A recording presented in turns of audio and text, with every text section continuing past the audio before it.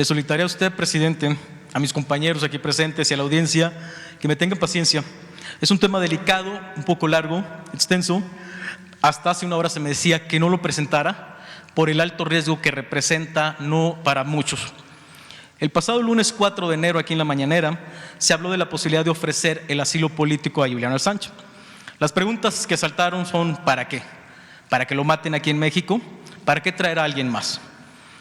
Si Lidia Cacho y Anabel Hernández están fuera de este país, es porque no confían en el mecanismo de protección para los defensores de derechos humanos y periodistas. Actualmente el mecanismo es quien debe garantizar la protección a los defensores. En octubre pasado yo le denunciaba la corrupción que existe entre esta empresa y el mecanismo. Su amaciato, mientras RCU monopoliza el dinero, el mecanismo solamente obedece. La empresa está ligada al expresidente Felipe Calderón y Genaro García. Esa semana volvió a recibir los ataques. El mecanismo no está garantizando la protección. Aquí no estamos seguros, presidente. El mecanismo no escucha y, peor aún, no quiere escuchar. Los miembros de la Junta de Gobierno, el personal directivo como Jorge Ruiz, director general, Cristian de la Rosa, titular de análisis de riesgos, deben ser removidos a la brevedad. Le digo lo que le dije a nuestro subsecretario de Gobernación, Alejandro Encinas, el viernes 25 de septiembre. No somos cajas de galletas, somos vidas y no sentimos la protección o seguridad que dice la ley que el Estado mexicano debe otorgar. Usted tiene otros datos, presidente, pero con todo respeto son los equivocados. Las decisiones son tomadas por terceros sin hacer partícipes a los extraídos y lograr consensos.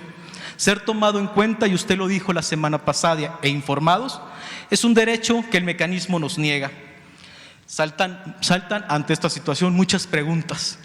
Pregunto: ¿a cuántos miembros del mecanismo de protección les han matado a su padre, como a nuestro amigo y compañero de las mañaneras, Carlos Domínguez de Tamaulipas, quien además le han cancelado sus medidas de protección, dejándolo a la suerte de los enemigos? Pregunto: ¿a cuántos miembros del mecanismo de protección los han dejado casi muertos en 3 ocasiones, como a nuestro amigo y compañero en las mañaneras, Julio Omar Gómez de Baja California? Le asesinaron escoltas ya estando en el mecanismo. A él le han provocado secuelas psiquiátricas, al grado que ha intentado quitarse la vida en varias ocasiones. Depender de fuertes cargas de medicamentos controlados y atención médica, que al día de hoy ninguna dependencia de gobierno lo apoya, y ha sido entre los amigos y compañeros de aquí, periodistas de la mañana, quienes hemos ayudado a solventar su situación.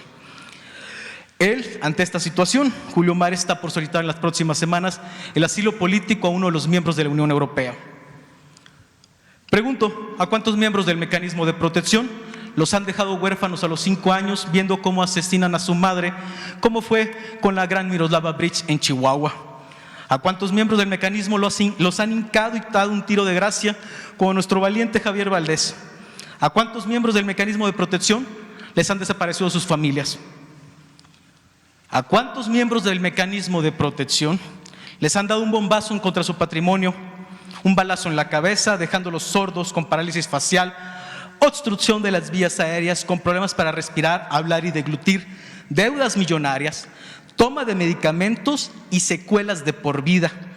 Desgraciadamente, la respuesta en todas estas preguntas que acabo de hacer es la misma: a ninguno. Y por eso, presidente, ninguno de estos miembros del mecanismo debe seguir decidiendo por las vidas de los defensores de los derechos humanos y los periodistas. Tomaré las palabras del empresario Alejandro Martí: si no pueden, renuncien.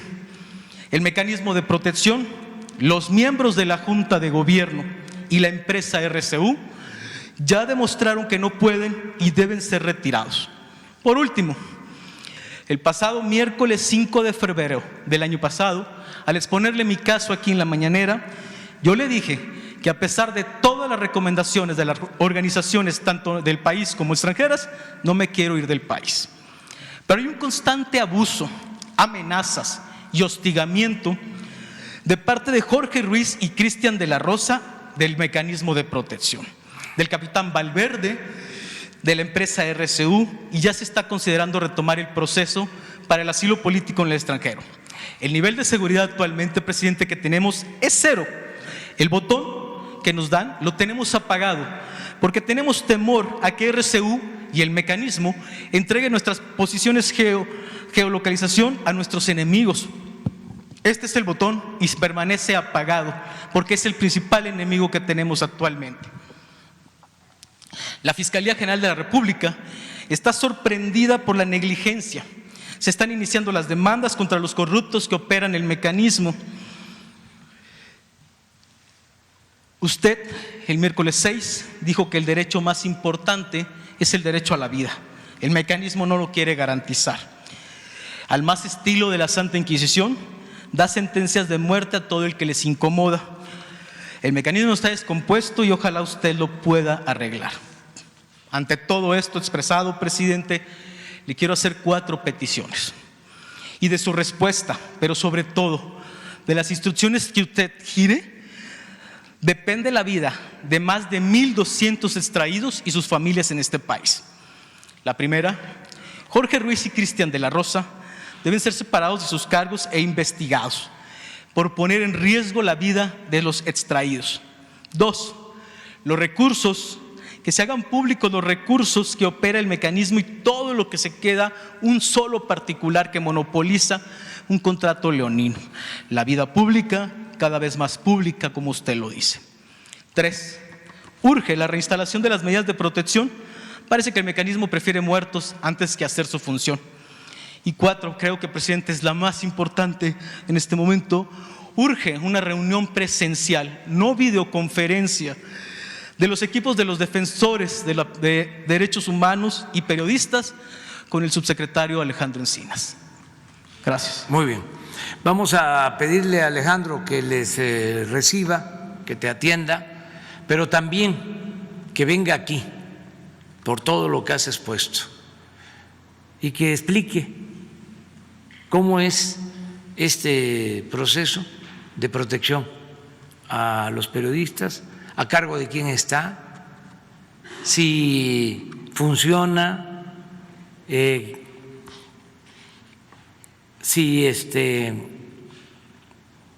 realmente protege o no, que se escuche la opinión, así como tú te expresaste, de Alejandro Encinas, que es el subsecretario de Gobernación, a quien le tengo toda la confianza, absoluta confianza, y creo que a todos nos conviene que se ventile este asunto, que se transparente, independientemente de las reuniones, ¿sí?, que puedan tener, pero que aquí se informe sobre el mecanismo de protección a periodistas. También ya se tenían contemplado 2 informes sobre derechos humanos, sobre las búsquedas, sobre la atención a las víctimas. Entonces vamos a aprovechar para que informe la Secretaría de Gobernación y en especial Alejandro Encinas con su equipo, si te parece, y que además se establezca comunicación de inmediato. Muy bien. A ver.